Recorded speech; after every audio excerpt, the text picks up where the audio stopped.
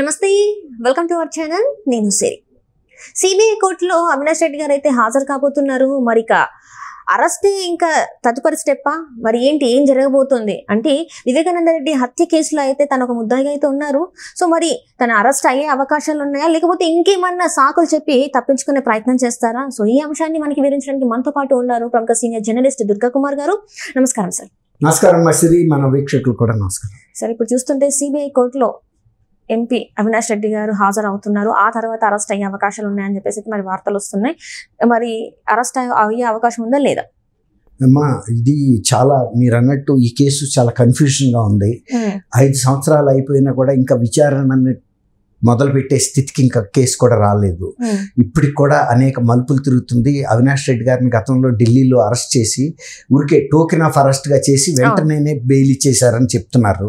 అది ఇక్కడ మన కర్నూలులో అరెస్ట్ చేయడానికి సిబిఐ వాళ్ళు వెళ్తే కూడా అక్కడ స్థానిక పోలీసులు సహకరించలేదు. ఆయన చాలామంది రౌడీలని పెట్టుకుని ఆ హాస్పిటల్ చుట్టూతా వాళ్ళ తల్లి వైద్యం పేరుతో ఎవరిని కూడా లోపలికి రానివ్వలేకపోయేటప్పుడు వాళ్ళు తిరిగి వచ్చేసారు. అది సిబిఐ చరిత్రలో ప్రప్రథం. ఒక హత్య కేసులో నిందితుడిని అరెస్ట్ చేయలేక సిబిఐ అధికారులు వెనుదిరగటం అనేది ఎక్కడ జరగల. అది ఆంధ్రప్రదేశ్లో జగన్మోహన్ రెడ్డి గారు ముఖ్యమంత్రి గారు ఉండటం, ఆయనకి ఒక బ్రదర్గా తమ్ముడు కాబట్టి అవినాష్ని అరెస్ట్ చేయలేకపోయారు. ఇప్పుడు నిన్న సిబిఐ కేసు విచారణకి ఆయన హాజరయ్యారు. ఆయనతో పాటు నా 4th ఎవరైతే అప్రూవర్గా మారాడో 4వ ముద్దాయి దస్తగిరి హాజరయ్యాడు. 5వ ముద్దాయిగా ఉన్న డి శివశంకర్ రెడ్డి హాజరయ్యాడు. 7వ ముద్దాయిగా ఉన్న అవినాష్ రెడ్డి గారు తండ్రి వైఎస్ భాస్కర్ రెడ్డి గారిని కూడా హాజరయ్యారు.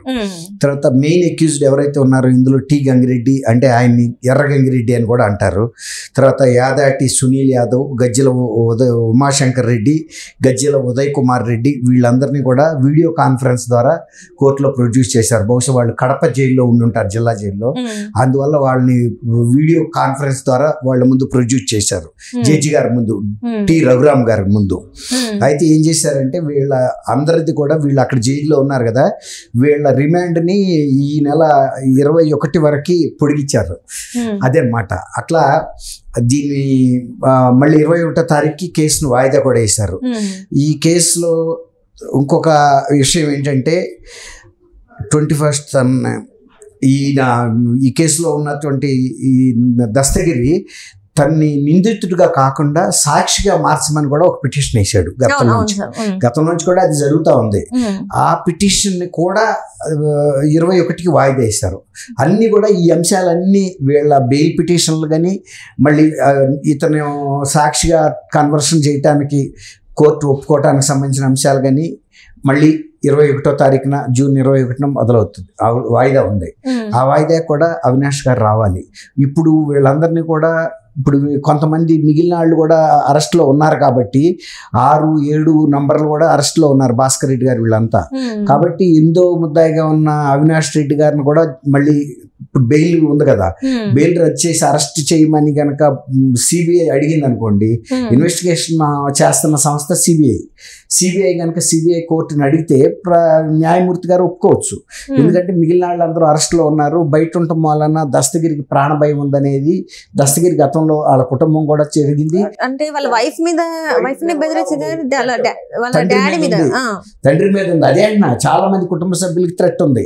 అప్పుడు గౌరవ కోర్టు కూడా సిబిఐ వాళ్ళని అడిగింది, ఇది నిజమేనా, దీని మీద దాడి జరిగిందా, ఇవన్నీ. ఆయన జరిగిన మాట వాస్తవమేను, ఆయన ప్రాణహాని ఉన్న మాట కూడా వాస్తవమేను, కాబట్టి మీరు దానికి తగిన చర్యలు తీసుకోమంది. దానికి తగిన చర్యలు అంటే అవినాష్ రెడ్డి గారు మొన్న కూడా మళ్ళీ ఎలక్షన్లో గెలిచారు, మళ్ళీ ఎంపీగా గెలిచాడు కాబట్టి ఆయన అధికారంలో ఉన్నాడు, ఎంపీగా ఆయన ఏదైనా చేయగలడు అక్కడ. అందువల్ల మళ్ళీ ఇదే అంశం మీద ఆయన అరెస్ట్ చేయమన్నా కూడా చేయొచ్చు. ఇప్పటికే సిబిఐ కోర్టుకు ఒక అవగాహన వచ్చింది. దస్తగిరికి అయితే లైఫ్ థ్రెట్ ఉంది. దస్తగిరి సామాజికంగా కూడా ఒక మైనారిటీ వర్గానికి చెందిన వ్యక్తి. ఆయన పెద్ద ఆర్థికంగా శక్తివంతుడు కాదు, రాజకీయంగా శక్తివంతుడు కాదు, ఆయన ఫ్యాక్షన్ లీడర్ కూడా కాదు. వీళ్ళ దగ్గర పనిచేశాడు. వీళ్ళు సంపమంటేనే అది ఒక సుపారీ తీసుకుని చంపారని కూడా చెబుతున్నాడు. ఆ అమౌంట్ కూడా వాళ్ళ దగ్గర ఆయన దగ్గర నుంచి స్వాధీనం చేసుకున్నారు. మనం వివేకానంద అంటే ఏదైతే సిబిఐ ఛార్జ్ షీట్లు ఏదైతే ఫైల్ చేశారో వివేకానంద గారి హత్యది, ఆ సినిమా కూడా రావడం జరిగింది. ఇంకా ఆ సినిమా చూసిన తర్వాత అయితే అసలు జనాల్లో ఎంత వ్యతిరేకత పెరిగింది, అసలు ఒక మనిషిని ఇంత దారుణంగా చంపగలరా అనే మనం ఆ సినిమా చూస్తే అసలు అర్థమైపోతుంది ఏంటి అసలు. ఆ సినిమా కన్నా కూడా ఘోరంగానే జరిగిందమ్మా. ఇంకా సినిమాలో అంత చూపించలేరు ఆ ఘోరాన్ని. ఇంకా ఘోరంగానే డాక్టర్ సునీత్ గారు వాళ్ళ కూతురు కూడా చెప్పింది, సినిమాలో చూపించింది ఇంకా తక్కువ, ఆయన్ని వాస్తవంగా పెట్టిన టార్చర్ ఇంకెక్కువ, ఆయన మీద చేసిన దాడి క్రూరమైన దాడి అని. కాబట్టి అందుకే కదా ఇప్పుడు ఆ పార్టీ ఘోరంగా ఓడిపోవటానికి కూడా కారణం ఈ వివేకానంద రెడ్డి గారు వచ్చి కూడా ఒక కారణం. 5 ఏళ్ల క్రితం చేసి ఇప్పుడు రాక కూడా ఇప్పటికీ ఆయన అవినాశం ఇప్పటికీ ఎవరైతే చేశారో వాళ్ళకి తగిన శిక్షలు పడలేదు.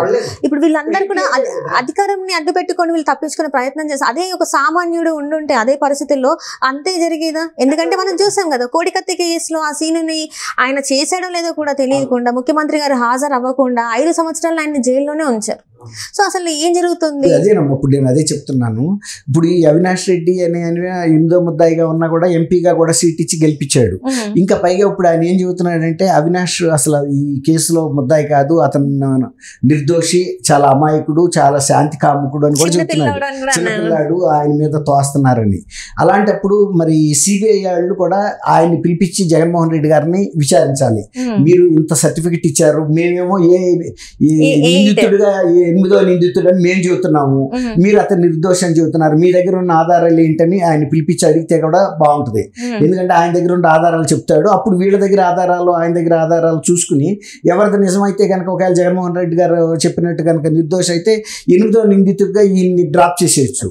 లేకపోతే కనుక ఇతను నిందితుడు అయ్యి నిందితుడిని సపోర్ట్ చేసినందుకు జగన్మోహన్ రెడ్డి గారి దగ్గర ఆధారాలు లేవనుకోండి, అసలు ఆయన పాత్ర ఏంటనేది కూడా విచారణ చేసి ఆయన కూడా ఈ కేసులో ఏదన్నా సంబంధం ఉందా అనేది కూడా బయటకు తీయాలి. దానికి కూడా జగన్మోహన్ రెడ్డి గారు భయపడలేదు కదా.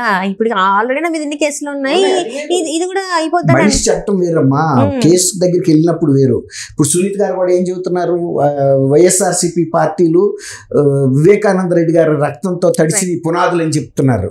ఆ మాట వాస్తవం. అప్పుడు పార్టీ పునాదుల్ని నిలబెట్టిందే నా బాబాయ్ని హత్య చేశారని సానుభూతితోనే కదా ఆయన గెలిచాడు. ఇప్పుడు మళ్ళీ మొన్న కూడా అదే అంశాన్ని ప్లే చేయబోతే జనం నమ్మల.